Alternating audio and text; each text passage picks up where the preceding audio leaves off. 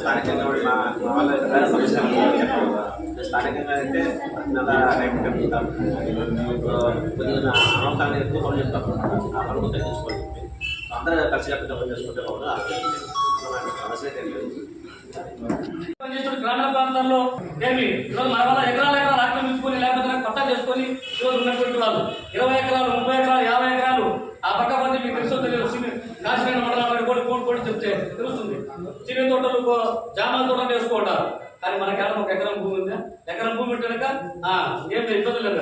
ఏదో పెద్ద గవర్నమెంట్ ఉద్యోగం సెంట్రల్ గవర్నమెంట్ ఉద్యోగం ఈ జీతంతో వాడు బ్రహ్మాండం మధ్యపోతారు. అసలు కూడా ఇచ్చేటువంటి ఈ 10,000 రూపాయలతో వాడికి మొత్తం 33 వస్తువులు వచ్చేస్తాయని చెప్పి అడుగుతా ఉంటాం. ఏమి ఈ పొద్దు సరాసరి సగటులు అన్ని పెరిగిపోయినాయి. ధరలు విపరీతంగా పెరిగిపోయినాయి.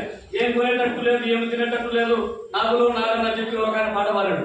ఆ మాదిరిగా ఈ రోజు ఏమన్నా దగ్గర కూరగాయలు ఎంత దాడుతూ ఉన్నాయి. ఉప్పు పప్పు నలభై పరిస్థితుందా? మరి ఇట్లాంటి క్రమంలో పైపెత్తు మన పిల్లలు చదువులు పెరిగిపోతా ఉన్నాయి.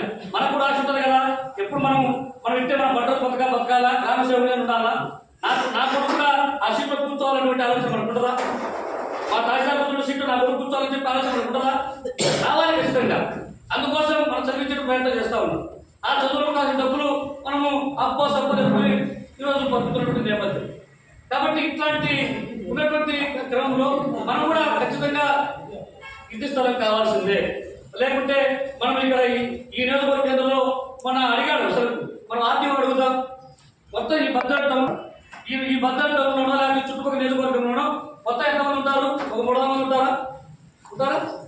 ఇక్కడ ఉంటారు మొత్తం అంతా 322 మంది.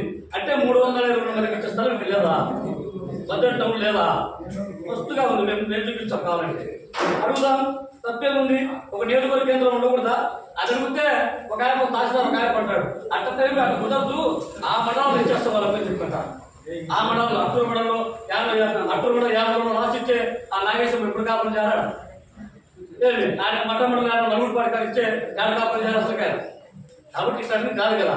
మనకంటూ బిడ్డల భవిష్యత్తు కోసం మనం కష్టపడి పనిచేస్తాను, శ్రమ చేస్తా ఉన్నాం, సేవ చేస్తాను.